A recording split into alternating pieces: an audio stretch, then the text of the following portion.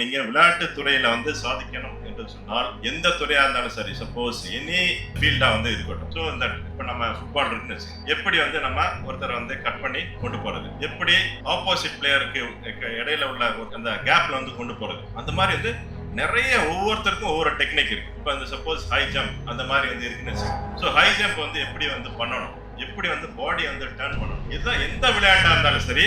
அந்த டெக்னிக்ஸை ஜஸ்ட் வந்து உங்களுடைய செல்போன்ல பார்த்தாவே தெரியும். செல்போன் வந்து இருமுனை தாங்கிய ஆயுதம், டபுள் எட்ஜ் வெப்பன். இதை வந்து எதுக்காக டபுள் எட்ஜ் இருமுனை தாங்கிய ஆயுதம்னு சொல்றோம்னா, அதை நம்ம சரியான முறையில நம்ம பயன்படுத்தலைன்னா அது நம்மளே வந்து தாக்கும். இந்த செல்போன் அந்த அளவுக்கு வந்து ஆரோக்கியம் எந்த வகையிலையும் வந்து நம்மளுக்கு வந்து மிக மிக பயனுள்ளதா இருக்கும். படிப்பா இருந்தாலும் சரி, விளையாட்டா இருந்தாலும் சரி, உங்களுக்கு எதுல வந்து என்ன டவுட்டு அப்படின்றத வந்து அதில் வந்து கேட்டோம்னா ஆட்டோமேட்டிக்காக நம்மளுக்கு நிறைய விடைகள் வந்து நம்ம செல்போன்லேயே கிடைக்கும். அந்த மாதிரி ஆரோக்கியத்துக்கு வந்து பயன்படுத்தும். அது வந்து மிக மிக முக்கியம்.